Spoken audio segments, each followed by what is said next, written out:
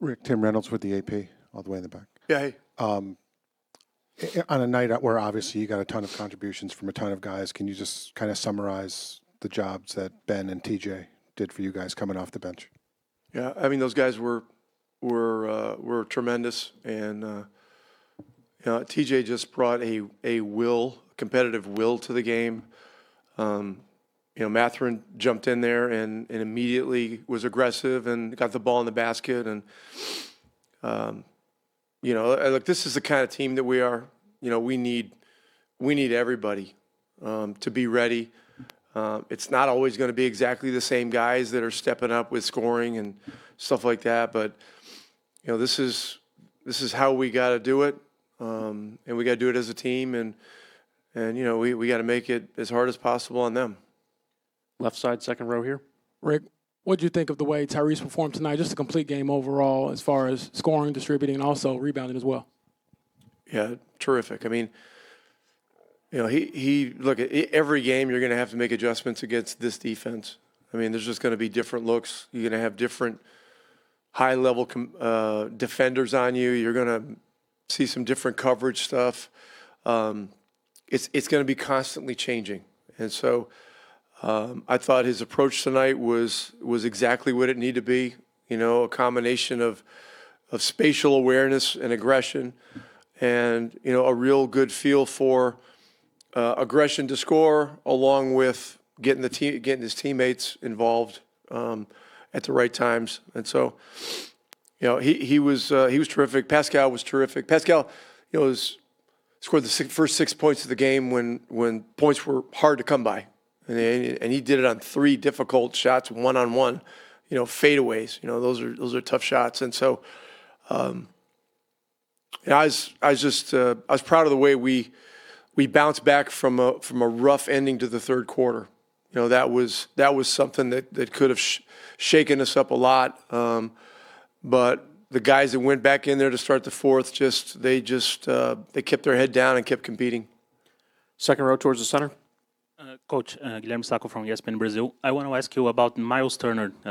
It looked like he was struggling the whole game, but in the fourth quarter he made like 3 or 4 defense plays against Chet. And I want to know how you would do to keep all your guys mentally ready for this moment. Well, Miles is under the weather, and he may not even be with us tomorrow. He just hasn't been feeling well the last couple of days. It was affecting his wind.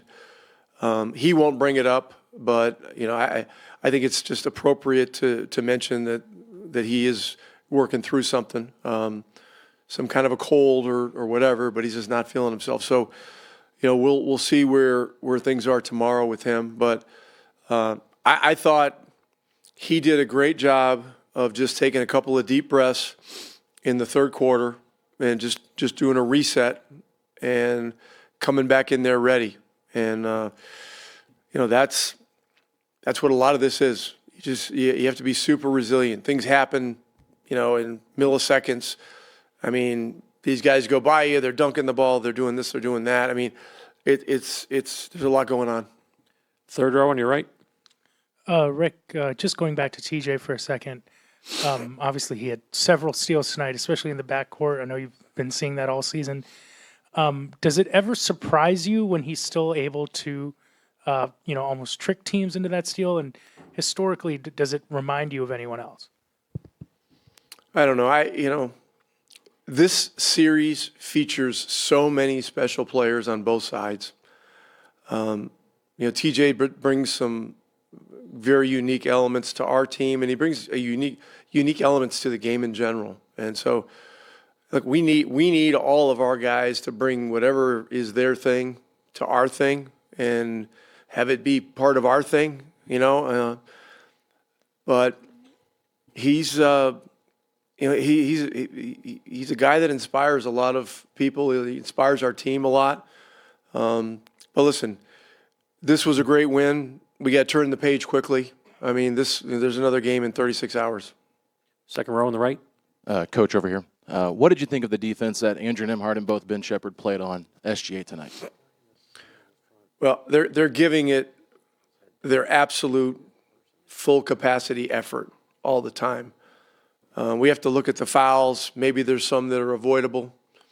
But look, with him, he's the MVP. You just gotta try to make it difficult, and and we just got to keep platooning people onto him and try to keep our guys fresh somehow.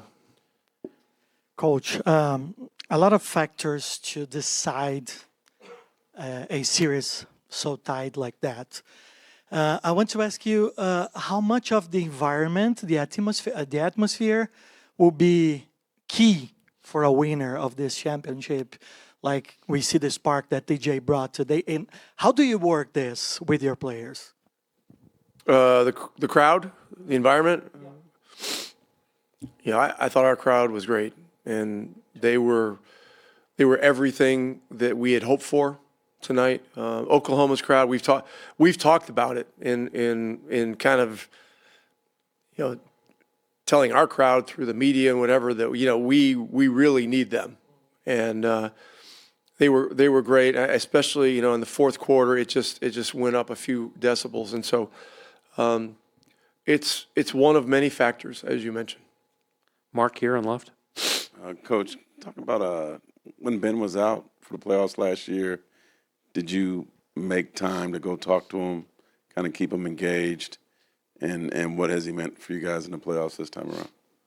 Yeah, I mean, he was with the team. He just wasn't playing, and he took a lot of notes, a lot of mental notes, and he may have written some things down, but I do know that after he sustained the injury, it was either in February or early March. You can order these calendars that start on a specific day and then they count days. And so, I think it was Dr. Elatraj did the surgery, and so there was a calendar that was sitting in our training room, and every day he would come in and take one off, and he was counting the days down to being cleared sometime in August, and then being able to begin training camp. It began 5-on-5 with our guys in September, and then to begin training camp, really with his eyes firmly set on an opportunity in the playoffs. And so, he's put in a lot of work to be ready for these moments, and tonight he was an absolute major factor. Jamal here on the left. Oh, no. Robert. Fourth row. Thanks.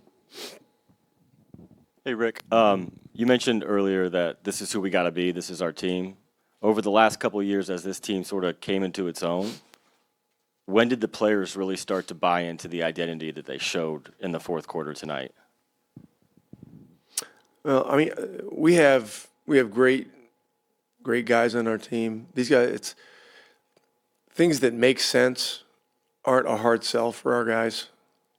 I mean, we've put an incredible amount of work into becoming better defensively. We're still not great, but we're way better than we were. It's taken tons of work. It's taken tons of, it's constant relationship building. It's a difficult system, and it requires a lot of sacrifice.